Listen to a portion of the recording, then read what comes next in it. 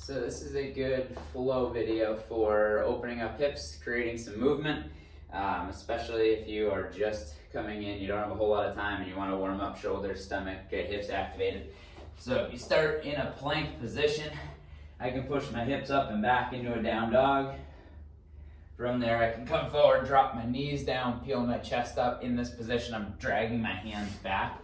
That takes pressure off my low back, helps me open up my shoulders, open up my stomach. Roll over my toes, push my hips up and back. So I'm just gonna flow back and forth through this position.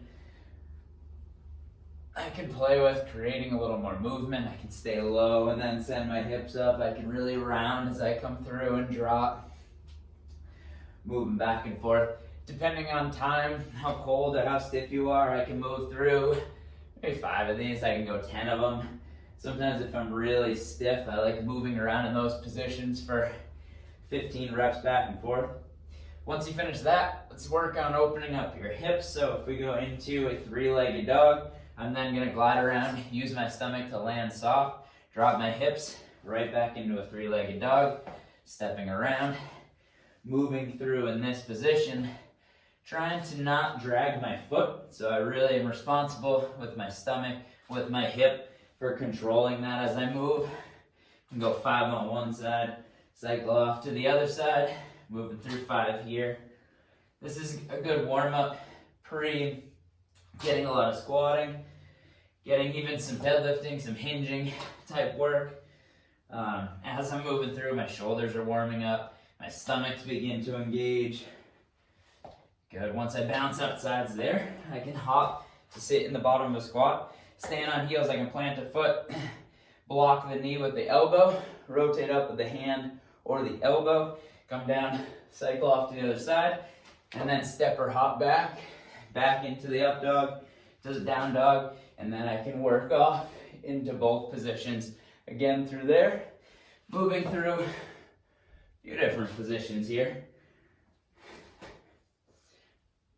One thing I want to point out is I'm staying on my heels as I move through this, and what that's doing is that's promoting me to improve the function of my ankles. So if I am a little stiff, I can bring hips up higher, but ultimately we want to work on creating as much dorsiflexion, which will allow you to sit in the bottom of that squat a little better. It's good for knee health, good for back health. Once I finish moving through these, then from there I'm going to go into an instep stretch. From there I'm then going to spin into a lateral lunge on the back leg, recenter back forward, cycle off to the other side, flowing back and forth through the 2 sides here. Again, I'm only going as low as I can, sitting on my heel. My hands shoot out in front of me as a way to create a counterbalance. Feeling a little stretch in the hamstring there. Again, there's endless possibilities for how you can flow with these. Guest appearance from Griff. Hi, buddy. Hi, buddy.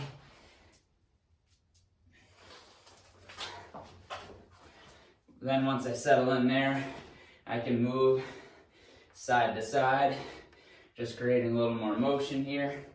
Again, sitting on the ankle, dropping the back leg to keep it nice and straight. And then lastly, I can move into a little bit more rotational work. I can walk off to one side. I have the ability to then flow depending on how I feel. But that's a good hip mobility. Could be used if I don't have a lot of time and just want to move a little in the morning. It's kind of nice. Or if I'm going to squat or be doing stuff, 5-10 minutes of flowing with that, and hips feel good, shoulders feel good, stomach's firing.